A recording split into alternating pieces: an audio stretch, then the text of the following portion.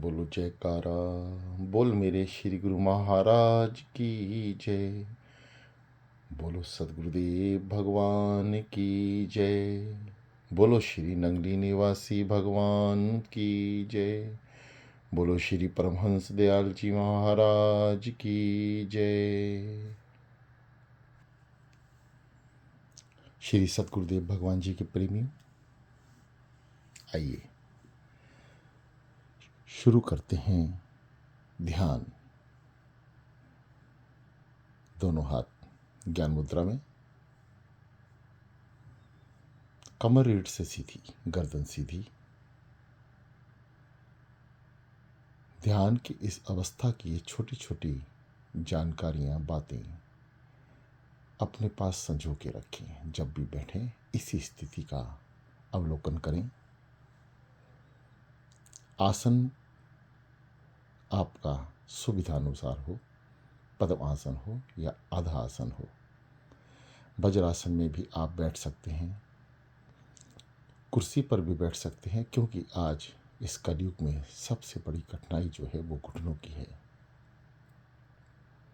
बहुत से साधक परेशान होते हैं, तो आप कुर्सी पर, पलंग पर पैर को लटका के, पैर को सीधा ना करें। बस आप कहीं भी बैठें, पैर को सीधा ना करें। सोफे पे, पलंग पर या सुविधा अनुसार किसी भी जगह पे बैठे। आप बैठे ऐसे जैसे उस कुर्सी पर सीधा बैठते हैं। कोशिश करें जब आप ध्यान में जाएं तो अपनी स्थिति ऐसे रखें जैसे कमर आपकी सीधी है, पैर दोनों लटके हुए हैं, वह भी सीधे हैं, और दोनों हाथों को आप लंबे करके घुटनों पे ले जाएं। अगर आप कुर्सी की स्थिति में बैठे हैं तो, सोफे पे भी बैठे हैं तो ऐसे ही, या अगर स्वच्छ पलंग है, आप सोने के लिए इस्तेमाल नहीं करती या किसी भी तरह का उस पलंग पर आवरण नहीं है, तो आप सुविधा अनुसार, जो बुजुर्ग हैं, माताएं हैं, बहनें हैं, हमारे पिता समान बुजुर्ग हैं जो नहीं बैठ पाती, वे अपनी सुविधा को सुनिश्चित कर लें, निश्चिंत रहें। उस साधक को माफ़ी है जो जानबूझकर कुछ नहीं कर रहा। जो जानबूझ के कर रहे हैं उन्हें क्षमा नहीं मिलेगी या मुश्किल हो जाएगी। इसलिए स्वाभाविक ही करें। शरीर सीधा, स्वाभाविक, गर्दन सीधी, आंखें कोमलता से बंद, ये भी स्वाभाविक। किसी भी तरह से शरीर के ऊपर कोई दबाव ना हो। गहरी लंबी सांस, नाभि से भी नीचे, नाभि चक्र को दबाएं। पेट से सांस भरें, ऊपर की ओर लेके जाएं। पहले नाभि में रुकें, फिर मस्तिष्क में रुकें और फिर जाने दें। इस क्रिया को बारंबार करें। ध्यान, ध्यान हमारे शरीर को, या यूं कहिए कि शरीर की रचनाओं में जो अंग हैं, नसें, नाड़ियां हैं, उन सबको एक्टिवेट, संचालित करता है, एक्टिवेट करता है, झंझोड़ता है। रक्त की जो धारा है जो हमारे अंदर बह रही है, उसे भी समान रूप से प्रवाह करने में मदद करता है। जो साधक बीमार हैं, ऐसी बड़ी तकलीफों से घिरे हुए हैं, जो लाइलाज हो रही हैं, बीमारियां इलाज नहीं है, परेशान हैं, सदगुरुदेव भगवान जी के समक्ष प्रार्थना लगा रहे हैं, स्वीकार हो नहीं रही, टूटे टूटे से हो रहे हैं इस जीवन में। निराश ना हो। साधना में मेरे सदगुरुदेव भगवान जी कहते हैं, हर दर्द की दवा है साधना, हर बीमारी का इलाज है साधना।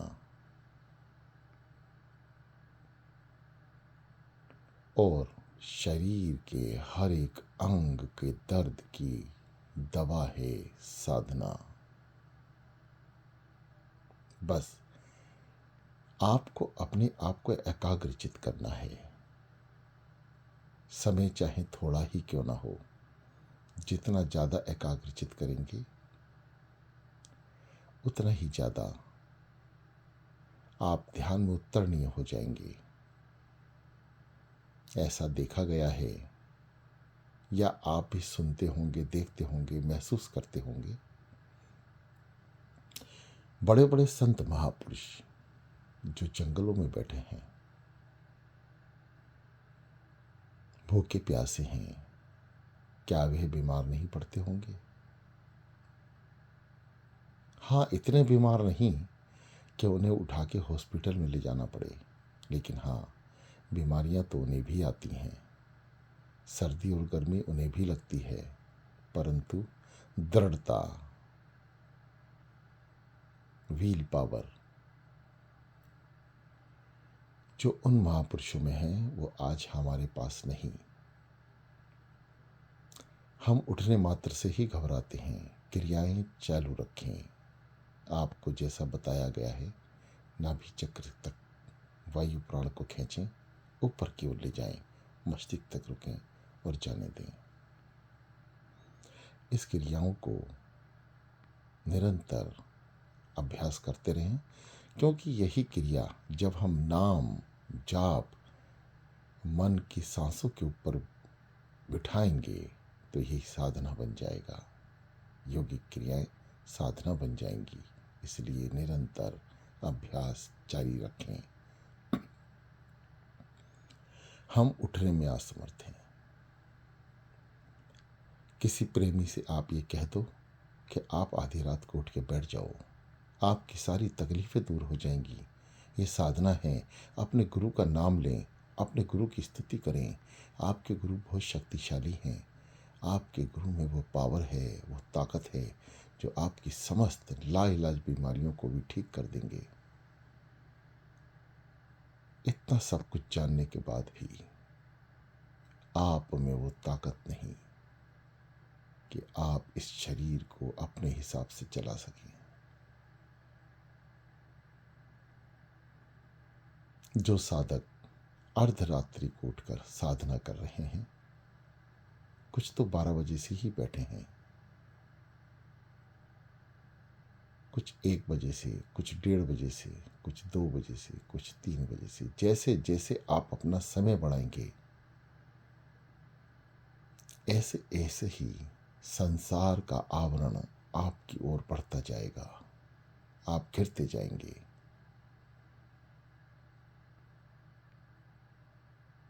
इसलिए श्री नंगली निवासी भगवान जी के प्रेमियों, यदि जीवन में हर क्षेत्र के अंदर सफलता हासिल करनी है तो आपको जो नाम दिया गया है संत महापुरुषों द्वारा, उसको ग्रहण करें, उसे अपनाएं, उसका अनुभव लें। सतगुरुदेव जब भगवान जी की प्रसन्नता ही है जो कष्ट निवारण है, मात्र प्रसन्नता।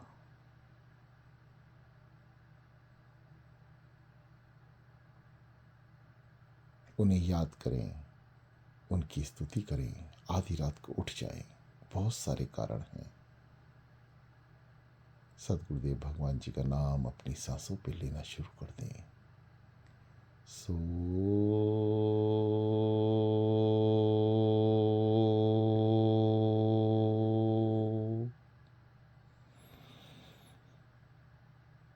हम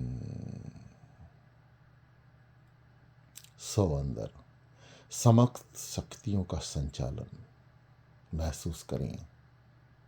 यह ऑक्सीजन नहीं है, यह ब्रह्मांड की सारी शक्तियाँ नाम के उच्चारण मात्र से ही, सो के उच्चारण मात्र से ही आपके अंदर प्रवेश कर रही हैं। जब भी सो बोलें, इस बात को महसूस करें, फील करें कि ये वायु प्राण जो आपके अंदर जा रहे हैं, ये शक्तियाँ जा रही हैं। और जब शक्तियाँ जो सतगुरु भगवान की ब्रह्मांड में विचलन कर रही हैं और आपकी सांसों के जरिए आपके अंदर जा रही हैं, वो कार्य करेंगी, आपको एकाग्रचित करेंगी। इतना विश्वास मन में लगाते हुए अपने सारे विकार, जैसे शरीर के अंदर अमृत किसी ने डाला तो जहर बाहर आ गया, सारे विकार बाहर, केवल आपको महसूस करना है। ऐसे देखें, कभी कभी धूप की परछाई में आपको सूरज की किरण के अंदर अनेकों प्रकार की वायु के साथ मिश्रण, धूल के कण या कहिए कि बारीक कण दिखाई दे रहे हैं और आप सांस ले रहे हैं, वह अंदर जा रहे हैं। वह केवल दिखाई क्यों दे रहे हैं? क्योंकि उसके ऊपर और अंदर सूर्य की वो किरणें पड़ रही हैं, दुर्लभ होती हैं, कहीं से छुपते छुपाते आती हैं और वह उसके ऊपर पड़ती हैं और आप सांस लेते हैं तो वो सारे कण आपके अंदर चले जाते हैं। उस समय आप सांस लेते समय सतगुरुदेव भगवान जी का नाम नहीं ले रहे होते, इसलिए वह विकार के रूप में आपके शरीर में प्रवेश करती हैं। आप जैसे कहिए कि अभी पॉल्यूशन चल रहा है और आप उसमें सांस ले रहे हैं, तो ये सारे विकार समस्त आपके अंदर जा रहे हैं। क्यों? क्योंकि आप महसूस कर रहे हैं, आप जान रहे हैं ये पॉल्यूशन है, ये वायुमंडल दूषित है, आप महसूस कर रहे हैं, इसलिए वो दूषित हो रहा है और दूषित ही है।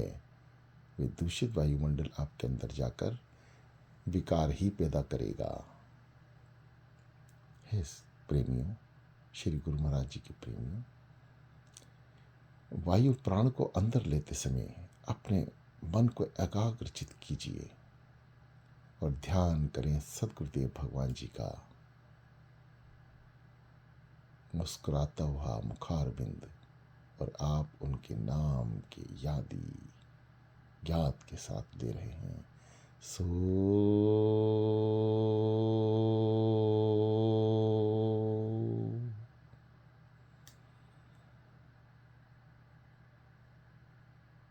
हम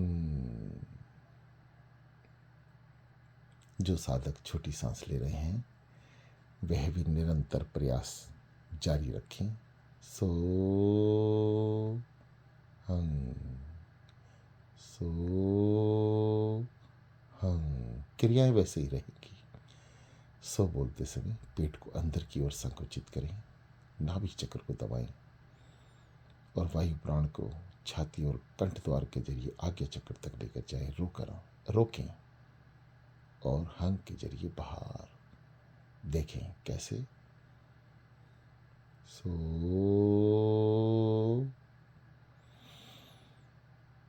हंग, सो हंग। सांसों को लेबद्ध तरीके से रखें, सांसें एक जैसे ऊपर नीचे हों, इसमें बदलाव ना हो कोशिश करें। जो बीमार हैं, जो नहीं कर पा रहे हैं, वो निश्चिंत रहें, जैसा आपसे हो रहा है वैसा ही करें, बस अपने आप को एकाग्रचित कर लें। क्योंकि आपके मन को एकाग्रचित होते ही सतगुरुदेव भगवान जी प्रकटम रूप से आपके अंदर प्रवेश करने लगेंगे। ये साधना तो बहाना है, हमें तो अपने सदगुरुदेव भगवान जी को पाना है। आंखें बंद, किसी तरह से कोई दबाव नहीं, मन शांत, तन शांत, शरीर का रोम रोम शांत शांत। ध्यान सांसों पर, आपकी सांसें सदगुरुदेव भगवान जी के नाम उच्चारण कर रही हैं। सो हम, इतना प्यारा सा नाम। ध्यान आज्ञा चक्र पे, भ्रकुटी के बीच जहाँ तिलक बिंदी होती है, उसके 5 उंगल ऊपर जो साधक मुश्किल महसूस कर रहे हैं, वह आपके अपने तिलक स्थान को देखने की कोशिश करें। जो साधक अभ्यास करते करते दृढ़ हो गए हैं, वे आज्ञा चक्र के ऊपर जाएं। माथे के सर के बिल्कुल बीचों बीच से थोड़ा सा माथे की ओर, बस शरीर को सीधा कर लें। सांस भरें, नाम का उच्चारण लेते रहें और अपने सद्गुरुदेव भगवान जी को आंखों में बसा लें। चलें गहरी लंबी सांसें, शांत और शांत।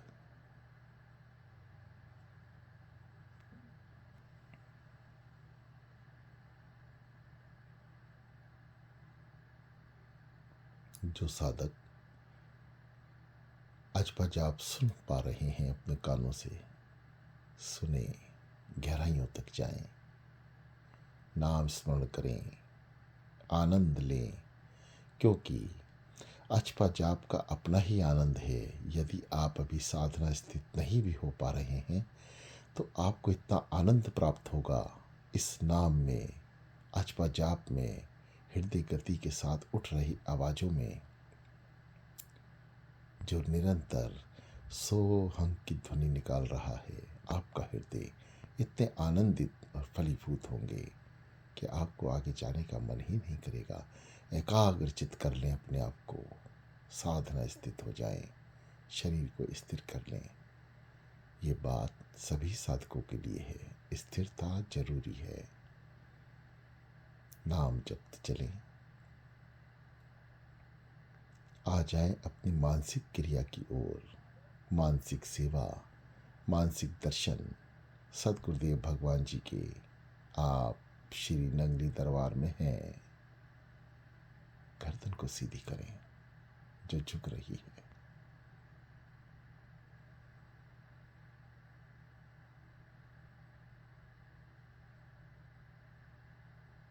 दर्शन करें।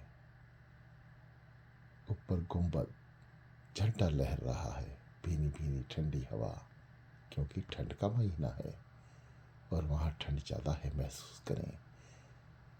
इस बात का ध्यान भी रखें कि आप साधना में बैठे हैं अपने घर पर और आपकी सुरती श्री नंगली दरबार में। अमृत स्रोत, जल ग्रहण करें, थोड़ा अपने ऊपर छिड़कें, रसना को भी पवित्र करें, तन मन के रोम रोम को पवित्र करें, क्योंकि आप श्री त्रिलोकीनाथ जी के समक्ष जा रहे हैं, उनके दर्शन को जा रहे हैं। आइए,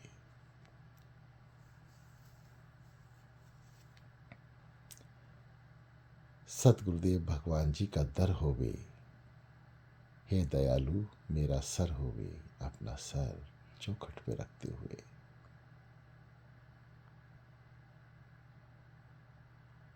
जो आपको प्रार्थना करनी है साधकों, श्री गुरु महाराज जी के प्रेमियों कीजिए, क्योंकि असली दर्शन तो यही है जो मन द्वारा होते हैं। शरीर पे बहुत से आवरण होते हैं, आप दर्शन भूल जाते हैं। आंखों में संजू कर सतगुरुदेव भगवान जी की मूरत लाएंगे और सुरती में बहते हुए अपने सतगुरुदेव भगवान जी के दर्शन पाएंगे। चौखट से सर उठाएं और देखें कैसे प्यारे से स्वरूप में रूप में गुरु महाराज जी विराजमान हैं। जो साधक शरीर रूप से दर्शन कर सकते हैं वे दर्शन करें। सतगुरुदेव भगवान जी शरीर से भी विराजमान हैं, देख रहे हैं, बैठे हैं। जिनको दर्शन हो रहे हैं दर्शन करें। ये सुरती है जो आपको लेकर दरबार में आई है। ये मन, इस मन का ही सारा खेल है। और यदि मन सुरती के रूप धारण कर कर जा रहा है तो आप प्रसन्न हो जाइए। आप खुद भी जा रहे हैं, उतना ही फल प्राप्ति होगी, उससे भी ज़्यादा जब हम शरीर से जाते हैं, जब हम सुरती से दर्शन कर रहे हैं, दीदार कर रहे हैं, उससे भी ज़्यादा फल है। क्योंकि आप अब एकाग्रचित हैं, नाम लेवा हैं, उनकी प्रसन्नता का स्रोत अपने अंदर प्रभावित कर रहे हैं। दंडवत प्रणाम। हुक्मनामा सुने, उठे, चरणों में घुटने के बल बैठ जाएं। अपने सदगुरुदेव भगवान जी के चरण पादुका को प्रणाम करें, माथे से लगाएं। बैठे बैठे सदगुरुदेव भगवान जी के हाथ जोड़कर प्रार्थना, हे दयालु, हे कृपा निधान, आपने मुझे बुलाया है, मैं आ गया। मेरे जन्म जन्म के पाप पुण्य कर्मों को अपने चरणों में स्थान दो प्रभु।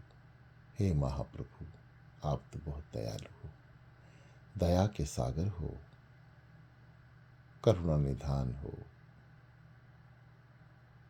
हे महाप्रभु,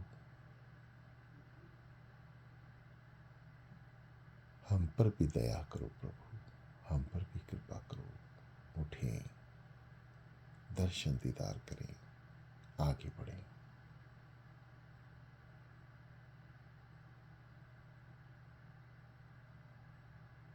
आगरा में समाधि स्थित जो वस्त्र, पवित्र वस्त्र सदगुरुदेव भगवान जी ने धारण किए थे, उनके दर्शन करते हुए आगे बढ़े।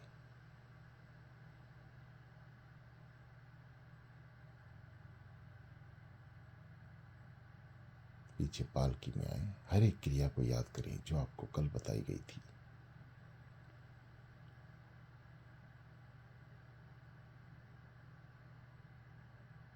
पालकी में दादा गुरु महाराज जी विराजमान हैं। इस पलंग का ध्यान करें, कैसे आपको बताया गया था। दंडवत प्रणाम करें। ये दास बोलना कम चाहता है ताकि आपकी सुरती विचलित ना हो। नाम का उच्चारण जो मन ले रहा है वे आप कान से सुनते भी रहें, क्योंकि कान से सुन रहे हैं तो ये मन जाप कर रहा है। यदि नहीं सुन पा रहे तो नहीं कर रहा, इसको वापस लेकर आए।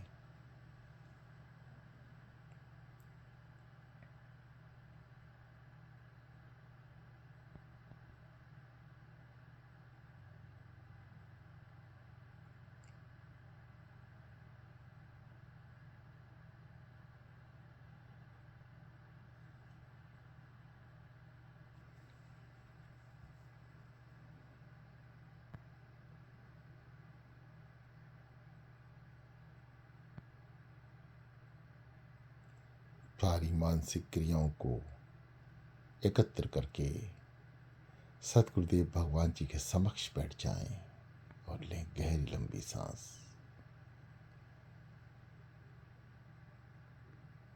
चरणों का ध्यान, सतगुरुदेव भगवान जी के पवित्र चरण, इन चरणों ने ही तो तारना है।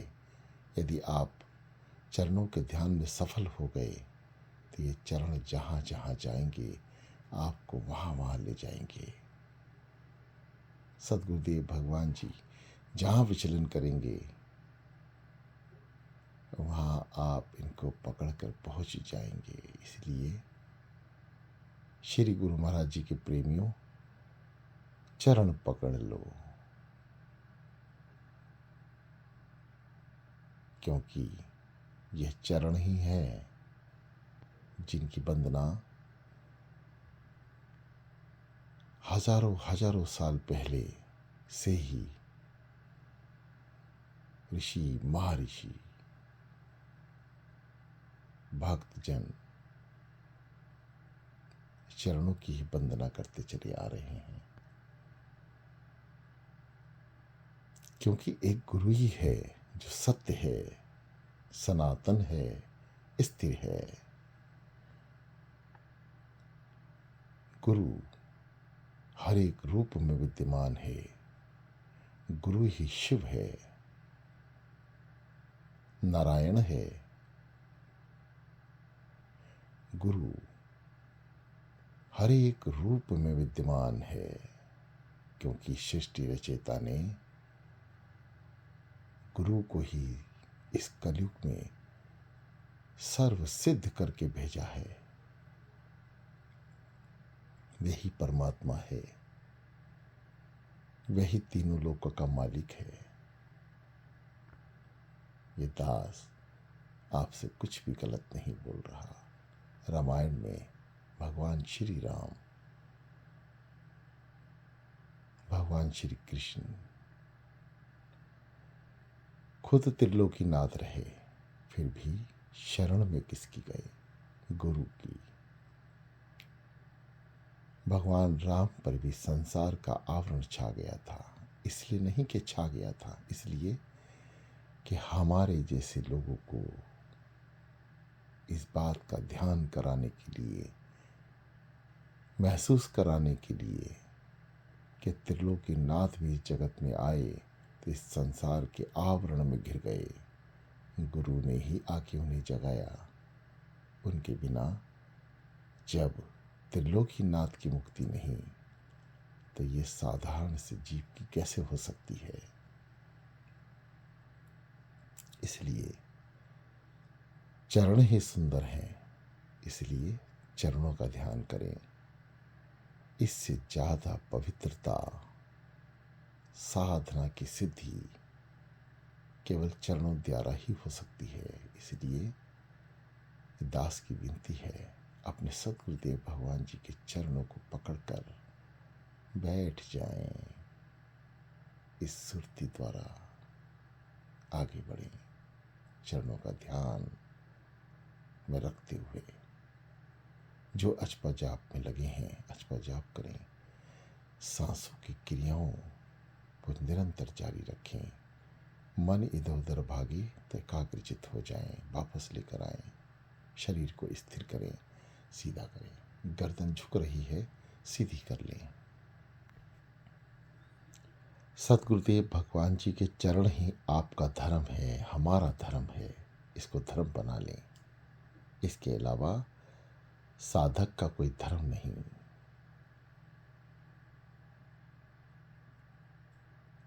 हे मेरे सतगुरुदेव भगवान जी,